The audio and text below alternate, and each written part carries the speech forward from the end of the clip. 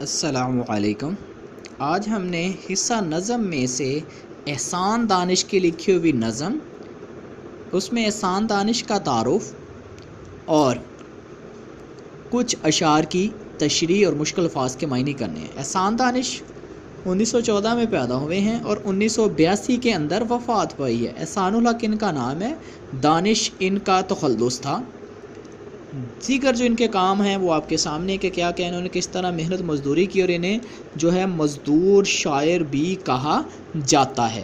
اسی طرح ان کی دیگر تصاریف میں حدیث زندگی، درد زندگی، نوائے کارگر، آتش خاموش، گورستان، زخم و مرہم اور شیرازہ شامل ہیں۔ ان کی عقابیتی جہان دانش بہت مقبول ہوئی۔ اشعار کی تشریح۔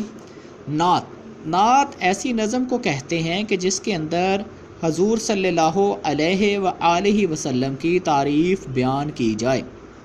اس کے اندر بھی احسان دانش پہلے شعر میں کیا کہہ رہے ہیں؟ دو عالم کا امدادگار آ گیا، امین آ گیا، غم گسار آ گیا۔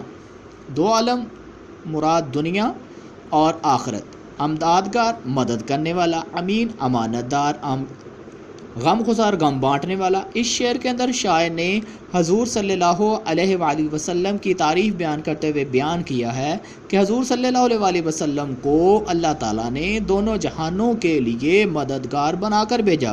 پھر آگے دوسرے مصرعے کے اندر انہوں نے حضور صلی اللہ علیہ وسلم کی صفات کو بیان کیا ہے کہ حضور صلی اللہ علیہ وسلم امین تھے۔ اسلام کی دعوت دینے سے پہلے لوگ آپ کے پاس اپنی امانتیں رکھوا کر جایا کرتے تھے، اور حضور صلی اللہ علیہ وسلم غریبوں کے دکھ درد میں شریک ہوتے تھے، ان کے دکھ درد بانٹنے والے تھے۔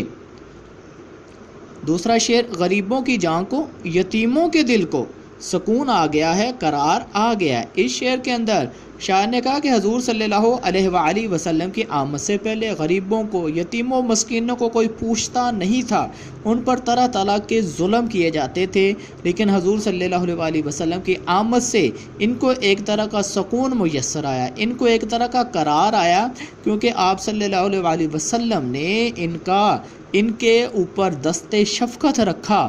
یتیموں کے حوالے سے حضور صلی اللہ علیہ وسلم نے فرمایا کہ یتیموں کی دیکھ بھال کرنی چاہیے۔ یتیموں کے حوالے سے اتنے فضائل بتائے ہیں کہ اکثر صحابہ یتیموں کے لیے انہوں نے اپنی بہت سی چیزیں ان کے نام بھی کی ہیں، قربان بھی کر دی ہیں۔ غریب جن کو کوئی پوچھتا نہیں تھا، حضور صلی اللہ علیہ وسلم نے آ کر ان کی وقت اور اہمیت میں بھی اضافہ کیا ہے۔